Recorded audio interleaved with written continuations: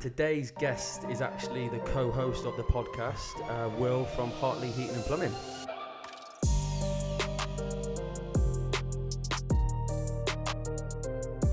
I think I didn't actually want to be a plumber. I didn't know what I was going to be. Jumped in the van on the Monday after leaving on the Friday from school. Biggest thing for you is the sort of physical transformation. Yeah, I did end up in hospital the first time I did it, but if you were brand new starting now, or maybe you've just finished your apprenticeship, you've got 1 or 2 years experience, what would be the 2-3 things you would do to try and drum up new business? It's literally like, oh, you're young, aren't you? Yeah. And I know what they're starting thinking. It inspired me to try as hard as I can, but being my dad and working for him, he had much greater interest to help me learn. And I'm sat here now, with him being a partner in the business and just loving it. So welcome to that Plumbing Pizza podcast with myself, Josh Burbeck from Urban Village Pizza. And today's guest is actually the co-host of the podcast, Will from Hartley Heating Plumbing. How are you, mate? Good, mate. Yeah. We had a good go last time, didn't we? Yeah, we've invested in these new mic covers. A little bit into the future here. We're sort of trying, aren't we? A bit harder, so might be able to see our faces a bit more this time. And yeah, that's it. So we're learning as we go. But super excited about today's podcast. So we're going to go into a little bit more information about Will's business, Hartley Heating and Plumbing. So we're going to find out how it all started, where it all began, what it is you're up to today, some of the challenges that you've had over lockdown with running a small to medium business, and then a little bit around social media and YouTube, and then your potential sort of future goals and plans for the business. Yeah, sounds about right. Wonderful. Yeah. So I think the best place to start really is sort of where it all began and how it started. Yeah. Well, I mean, like back to the school days, she's getting on a few years now, being 23. I think I didn't actually want to be a plumber. I didn't know what I was going to be. No one knows, do they, really, until the very last minute, even when they're at uni. These kids don't know, do they? Mm-hmm. So I got my grades, and at that point I realised I wasn't going to get into certain stuff unless I go further into further education, which I didn't want to do. So yeah, Dad was a plumbing and heating engineer at the time, and after being in school holidays, working with him through all of those weeks, I think I learned so much just then and realised that actually this could work. Yeah. I mean, I think it's always difficult for people at school because I think in the UK people are expected to finish at 16, go to college or university, and there is somewhat pressure of you need to know what it is you're going to do at that age. Yeah. So do you feel that it helped, obviously, your dad already being a plumber and being in that side of things? I think it did. I mean, what I actually wanted to do was wanted to be in the police, which is completely different. And then I realised that I might have to go back to uni, and that was just way out of the equation. So jumped in the van on the Monday after leaving on the Friday from school, and I'm sat here now, with him being a partner in the business and just loving it every minute. Crazy. So what were your grades like? Were you academic? God, or no? I mean, I didn't get maths, I didn't get English. This is, like, in all honesty, I got art, so maybe that was saying something about being good with my hands, or being good with pipe work eventually. I didn't know, but I think he looked at me and said, come on, let's have a go. So I think that shows to people out there that even if you're not the most academic, definitely, or you're not getting A stars, A's and B's, it doesn't mean that you're not going to go on and maybe be successful, run your own business. It's not the end of the road. I'd love to go back into schools and say to these kids, this isn't the end. This isn't the end. You can literally crack on, jump in a trade if you want to. There's not enough apprenticeships being taken on, is there? Yeah. So we get to do that ourselves.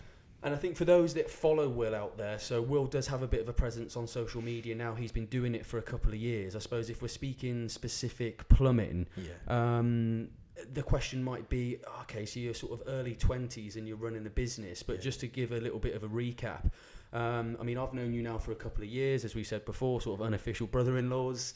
But for those that don't know, so your dad actually did start the business 15 years ago. Yeah, so my dad, Mark, he came from a completely different background. He's a sales manager for a big German company, and I think he just got fed up, one day and literally changed tack, and that was it.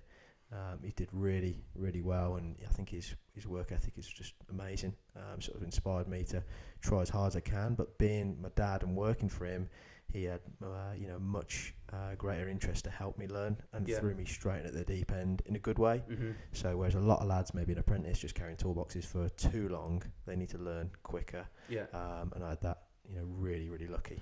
Really and I think there's a couple of things there that I would want to sort of point out is, well, first of all, knowing your dad for the last couple of years, that people sometimes put this age on things, that when you're running a business, that if you get to 30 and you're not set up and you're not successful, it's too late to start a business. It's not, is it? But your dad being, I mean, how old was he? He would have been, like 45 or something? 45, married, kids, mortgage, completely changed what he was doing. Yeah, in a recession at the time. Yeah, that one we had. And it was obviously really worrying for him. But I think he rang up the guy that fitted our boiler at our house, and he amazingly had a job going. He later on took on his son, and they're great friends of ours now. So they're doing really well, and Dad took me on, and that's given me a career for life. So what made him make that choice? And it might have been a bit about the recession and working for someone for so many years and wanting to do your own thing. Why did he? I think because he did so much on the house, the extension. Obviously, we had that built, and he did so much there, and he was really good anyway. So he was really clued up on it all, and I don't know why I've never really spoke to him about why it was plumbing. It could have been anything, couldn't it? Yeah. But you mentioned there that maybe the usual process is people go to school and they do an apprenticeship. With yourself, be it your apprenticeship was with your dad, do you think that made it easier? Yeah, I still went to college. I did the 2 years in plumbing, and then I just came out of that. A lot of lads stayed to do the gas, but I went off to do my gas elsewhere, and then slowly got that sorted. It was over about 5 or 6 years, and then now the last 1 to 1.5 has been, So for a bit of advice for people out there that might want to think about going into a trade, whether that's being a plumber, electrician, carpenter, so that would be the standard process. You go to sort of college or sixth form. I think you have to go to college now, don't you? But you get your grades and then you do a couple of years apprenticeship. That's it. Yeah, pretty much. And then once you get qualified, a lot of lads go on their own. Maybe they do it too early. Maybe they don't do it early enough. I think it all depends on where you are, and I don't know. Yeah, it's tricky, isn't it? And I mean, one thing I was going to ask is, I listen to quite a lot of podcasts, and I listened to one, Eddie Hearn was on with Jake Humphrey, and his dad set up a business, and he always felt that because his dad set up the business, I think it was match rooms, it was all sports promotion, boxing, I think darts and pool snooker at the time, but his dad was so successful and he built the business. I think Eddie Hearn always felt like he was sort of not under his dad, but it was always like he'd been spoon-fed, he'd been giving it to him. That'd be the views from other people looking in, for sure. Yeah, I think I've seen that a tiny bit. Some guys might think that, he's just been giving it. I haven't been giving it, he's still in a partnership together. And he just took a massive backseat at a good time that he feels is right. And I've just brought the business, maybe modernised it a tiny bit with social media, and I think he deserves a good break after what he's done. Yeah, definitely. And that's the one thing we'll touch about later throughout the podcast is really how Will's been able to adapt and modernise the business with social media and YouTube and sort of take it to that next level. Because don't get me wrong, when I'm asking the question, it's not a case of going, your dad just started the business and you fell into it, because like I'm nearly 30 and I'm trying to sort of start a business. Do you feel, another question, that having your dad as a bit of a mentor, because I've spoken to friends and when I've read books over lockdown, people have always mentioned that sort of having a mentor, if you can get one that you like, you trust, do you feel that that's super important? I think, definitely. Guys ask me on Instagram, which we'll come to later on, questions from them about what should they do, who should they approach, and I think you've just got to really get the right guy, and he's got to have time for you. They've got to have patience, so if they're not interested, straight away you failed. But to get the right person at the start, definitely. And that's why I think it's good, because my background's totally different. Like I'm into sort of marketing, social media. I'm on a laptop 9 till 5. I'm not very physical. I'm not very good with my hands or that such thing from a work perspective. But I think touching on that point of having a mentor, I suppose when you're going into a trade, doing your apprenticeship, whoever you go with, they are sort of your mentor, aren't they? Definitely. So I think having that 2-3 years of learning on the job really does make a difference. Who would have been yours with social media? Marketing. I think the good thing now is self-taught. I think just self-taught, but the good thing with social media is you can hop on to Instagram, Facebook, YouTube, and you can look at people out there and absorb their content. So your likes of your Gary V's, your Grant Cardones, your always Tony have a mentor Robbins. Online, or one of those. That's it. But I feel that's still something that I don't have for the pizza business, which we'll talk about in the next podcast. But I feel having a mentor is very impactful and can help take people to the next level, for sure. I suppose moving on then, so like being a plumber day to day, what does it involve? What do you do? Oh God, well, at the moment It's lots of silly season, as we call it. So it's up at 7 or 6, depending on what you've got to get from the merchants and how much, as these guys will know. But yeah, back at sort of maybe times at 8 o'clock. So out in the dark, back in the dark lately. It is hard, but it'll just be a case of planning. That's what I say to people. It's just planning. If you get it right in the planning, you'll be fine. So yeah, just make sure you're thinking about it. And I mean, are you doing more boilers? Are you doing radiators? Are you fitting bathrooms and kitchens? So we used to do a lot of bathrooms, or a few with me when my dad was working. But I sort of came away from it and looked at where we can, earn good money, and what we deserve, and what we should be really working on, which is boilers, and that's the way we've engineered it to be. So installs, we became Worcester Bosch accredited, which was great. Could offer warranties which others, couldn't. So we could, sort of get better with that. And then just slowly grow it into that. I think still servicing and general plumbing, but really everyone knows that there's a top part of it.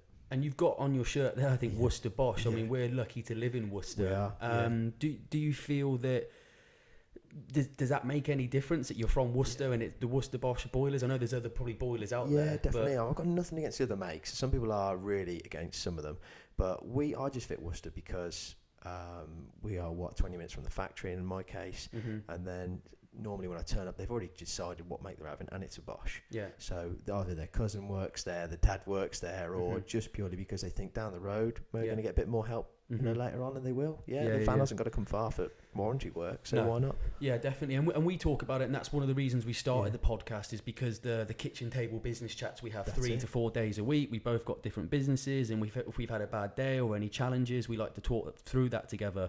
I mean, you do 6-7 days a week, don't you? Yeah, sometimes. And this weekend, I've had a bit of a break. I think that is what we need to do more, us guys, because otherwise you do fall out of love with it a tiny bit, and you get to Monday morning. Yeah. The van's not in the right way. You can't find anything. Your mind's not right. So definitely, guys don't take enough time off. They're just chasing the money. Yeah. And I think really got to think of yourself. Which you know about that as well. Yeah, definitely. It's one thing I've struggled with, I think, is switching off. Because when you own your own business or you're running it for yourself, it's almost like if you're not working, you feel like you're falling behind, or you feel like you're not doing enough.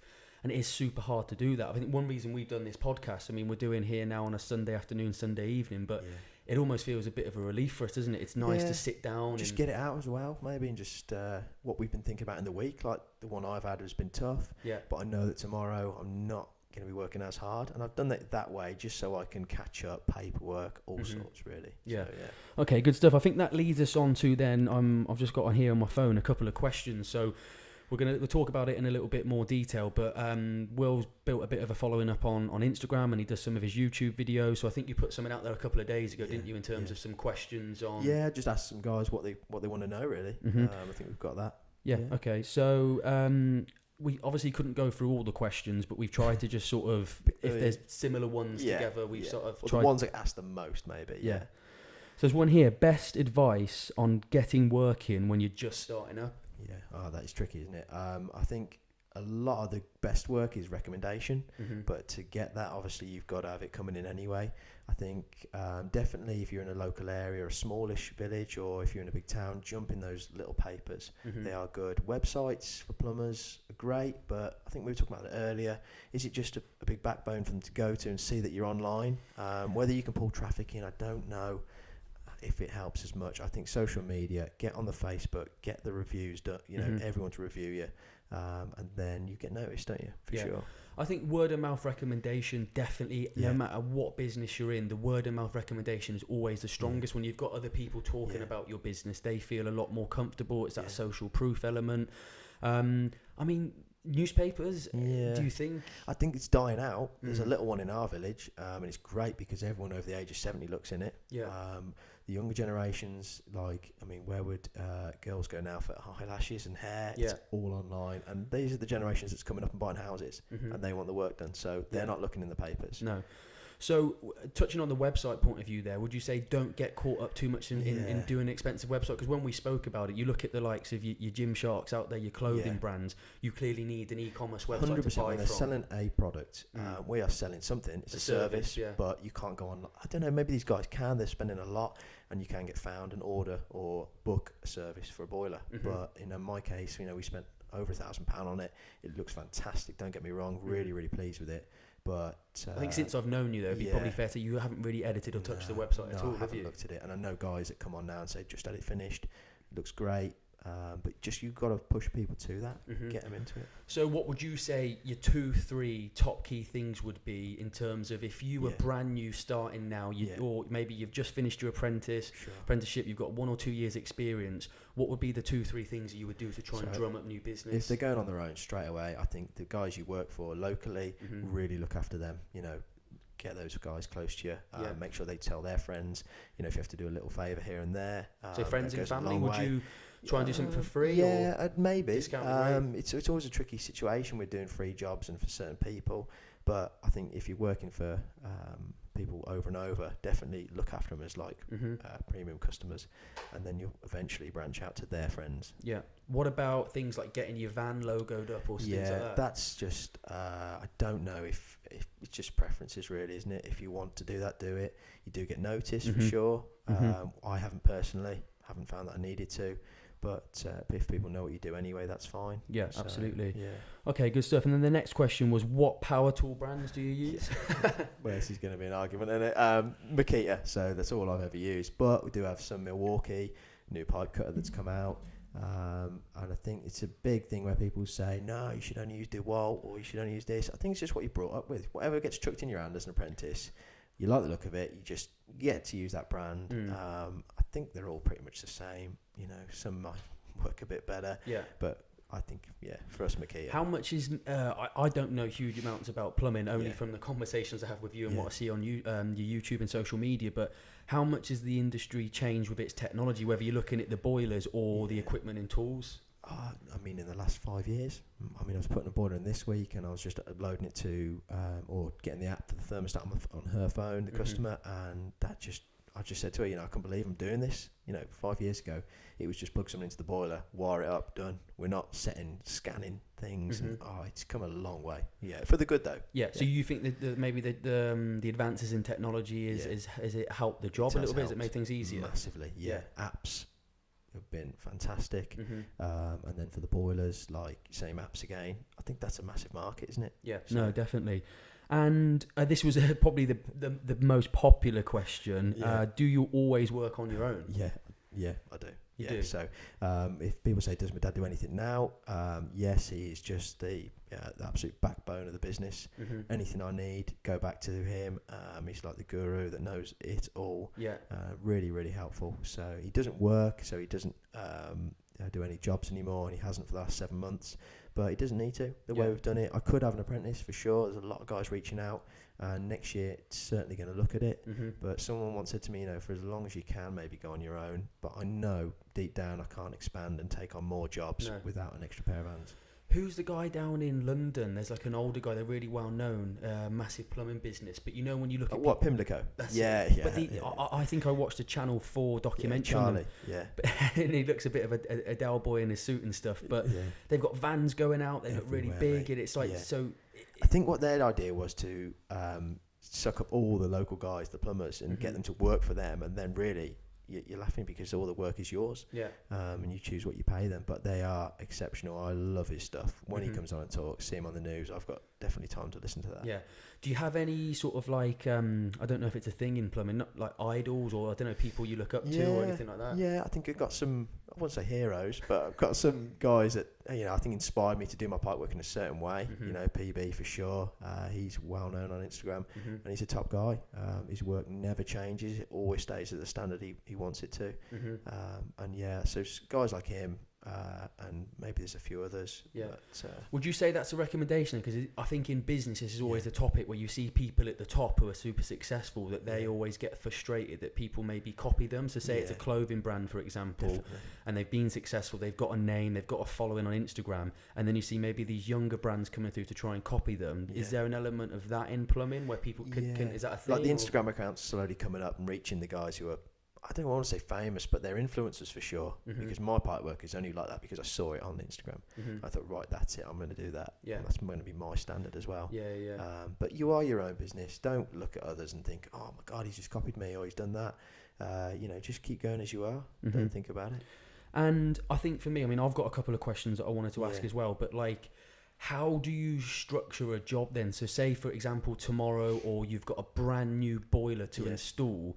Is it case by case? Is it different? How do you go about mapping the job out from start to finish and getting it done? I would say, and people ask me, this for help as well. I would say try and treat it like the one you've done previously. So just make sure you can try and think, well, that one took me this long. This one's going to be roughly the same, but I'm just doing it this differently. And then the customer's name. So when you write the quote, that's what you're changing. You're changing the least as you can, and then it makes it easier and quicker. Yeah. But yeah, like I said before, it is all in the planning. I've looked at it as well, because again, I'm not very good with my hands at all. I can't even sort of hang it. That mixer we had to sort out the other day. The dough mixer was unbelievable, yeah. So if something comes on a crate, these guys will know. If it's a big boiler and it's on a pallet, it is bolted from underneath. But, yeah. Anyway. We'll have to try and get a photo and put it on, but it was bolted to the bottom, wasn't it? And I'm trying to kick the pallet down, thinking, why is it super glued down? Yeah. You've come in and go, mate, it's bolted at the bottom. Yeah, backhoe spanner to the rescue, we're away.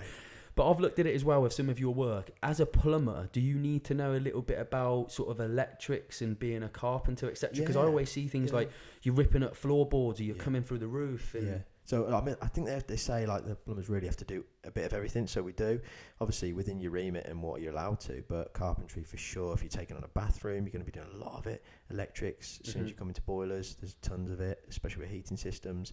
I think when they come into it as young guys, like I do, it is daunting for sure. And you worry, oh my God, am I going to know all this? That's what they say to me. How do you learn all of that? So I don't know everything. And the top guys don't know everything. Every house is different, so don't worry. Just take it as it comes. Yeah. No, okay, good stuff. One of the things I wanted to ask as well, and this is maybe sort of more business generic, but what are the main challenges that you face day to day in your business? Probably quoting, against people, winning the jobs, which can be, sometimes tough in the area you're working. But I think there's ways of getting over it, and just don't worry. If you do lose one, it's fine. If it's not like for like. Well, that was going to be one of my other questions, and I'm sure people ask this again. It's more business generic, but how do you deal with not winning a quote or someone not getting back to you? I was on a good run. It sounds weird how you speak about it, doesn't it? But I, won quite a few jobs, knew the guys really well, and then suddenly someone either doesn't get back to you, or they just say, look, we've had a couple of others, they're cheaper, and that's the way it is. I think you just don't take it as an insult or nothing. Don't chase them. Would you? No, don't price match. Some guys would come back with an offer and say, maybe, look, can I try and beat it? Or 9 out of 10 times you're not, because they're doing it for next to nothing. So, or you're not earning enough, really. Yeah, you're not covering your costs. Yeah. Okay. And I mean, do you feel that your age has any sort of negative effect or impact on you running the business? Yeah, I mean, sometimes, and I speak to guys on Instagram about this, you turn up to the job and straight away, I think shaving my hair off's helped, because it might have added 5 years. I've had it literally like, oh, you're young, aren't you? Yeah. And I know what they're thinking, like, do you know what you're doing? But best way to get around that is literally just do the job, carry on, and then when you leave, you've changed their thoughts for sure. Yeah, because I mean, I look at it, we're in our late 20s, when we go out, we like to have a drink, especially you. We've had a couple of nights where we've had a few good ones. Probably a few too many drinks, but one thing I do like about it is staying super professional on your page, and that's the thing, when I look at your Instagram page, it does stay professional. And there's two ways of doing it. Some guys do, I think you either do it for the followers or the customers or the other plumbers.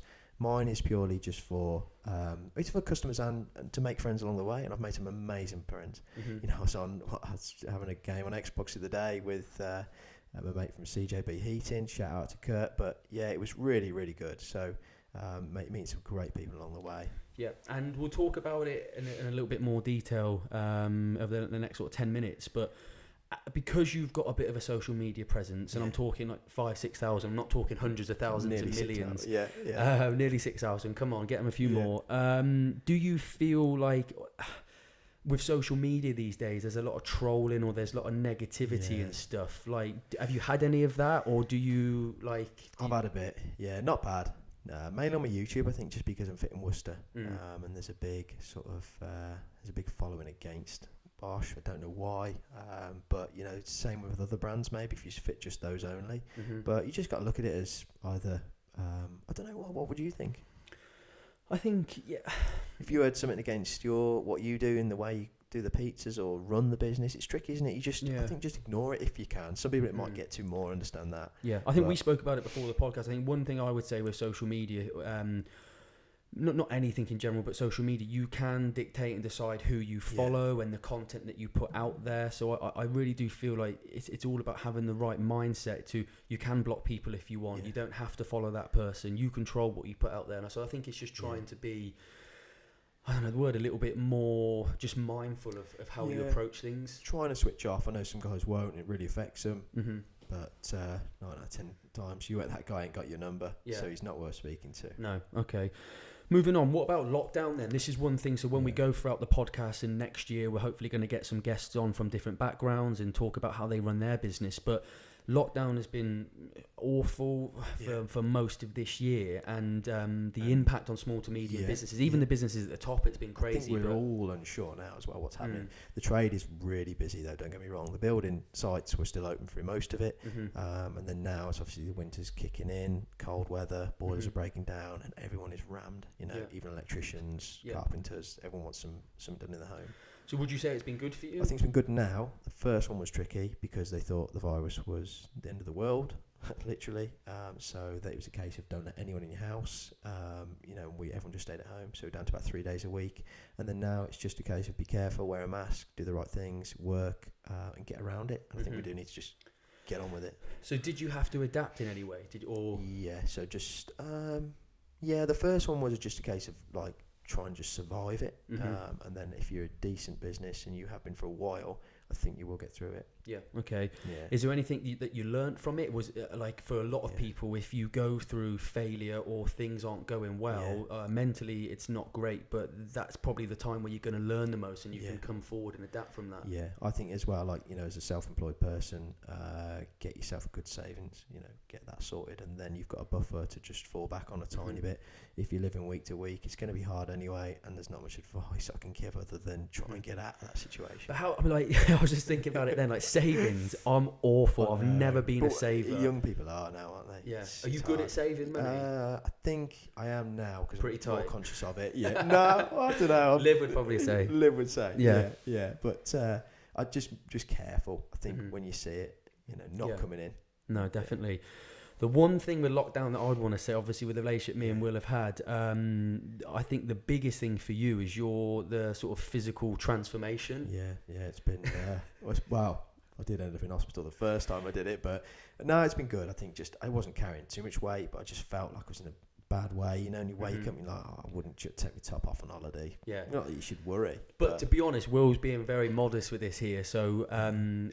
Maybe there's a before photo somewhere. Yeah, we probably got a before and after photo. I wouldn't say you were, and this is not sort of body shaming or anything, because everyone's different and everyone needs to do what they need to do, but your transformation was unbelievable. I think at one point you were eating was it 1,000 calories under a day? Less than that. The first time I did it, I think me and my mate went for a jog and we did the first ever 5k, and then we were like, this is amazing. Went home, passed out, hospital, didn't eat enough. This time it was a case of, right, let's carefully do it.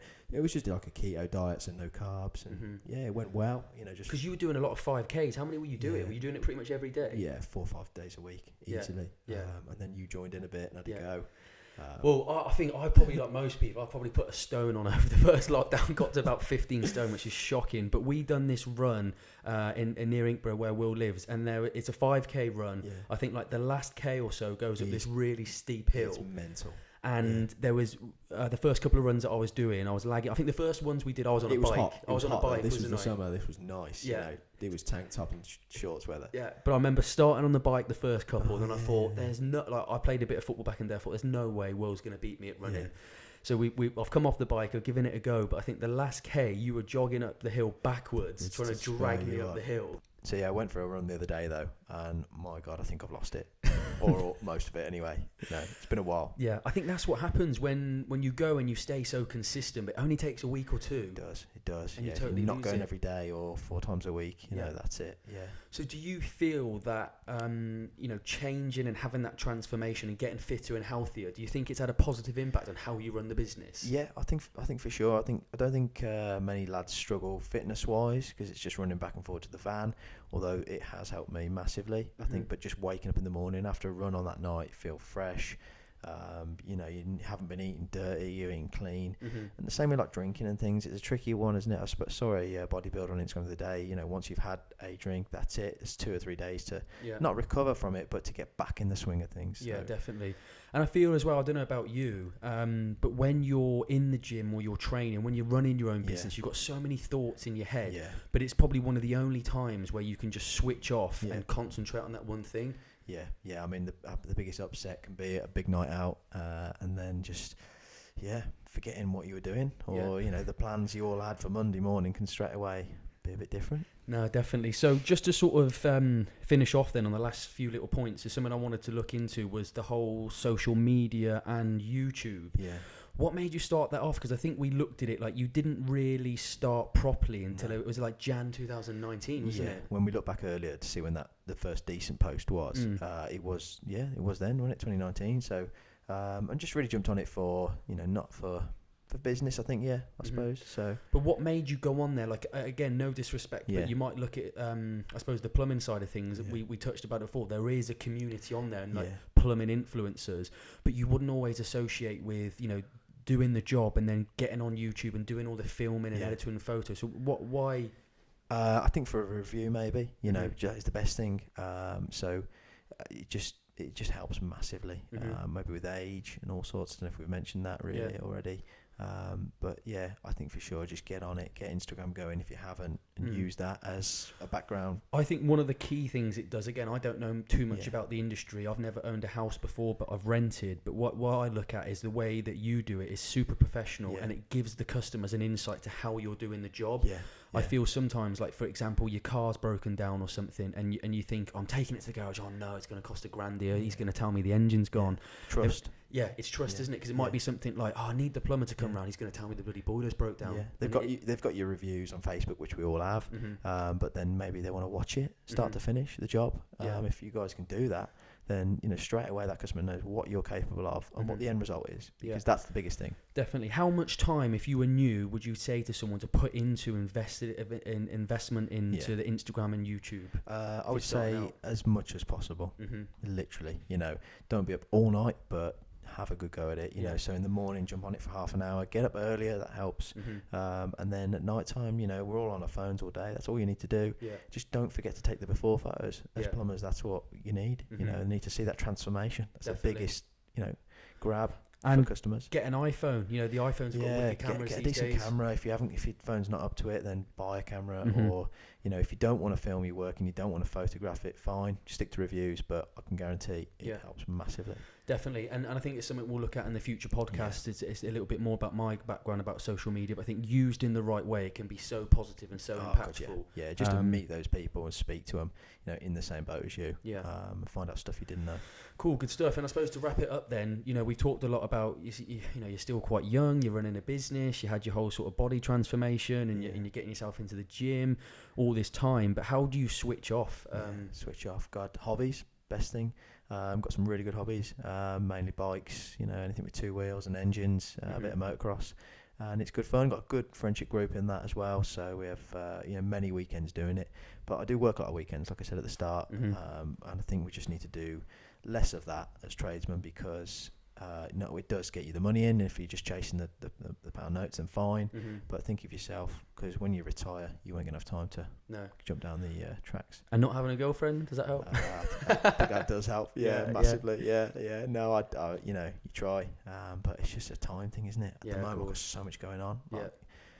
With lockdown as well, they're all against me, aren't they? So, but I think in all seriousness, like you said, having good friends and having a good solid family, that definitely helps, doesn't it? Like having dad as the absolute backbone, like I said, it's great. You know, any problems on the end of a phone, just run business ideas right past him, you know, what he wants to do with the future of it. And that's why we're doing the podcast. I feel switching off, if like I've been getting into golf recently and still not very good, but I'm trying to get into the gym as well. If you can find something, a little hobby, having that small amount of time to switch off can make a massive difference. And when we say switch off, you've got to switch off. If you have to leave your phone at home, do it, because otherwise you're still thinking about it, you know.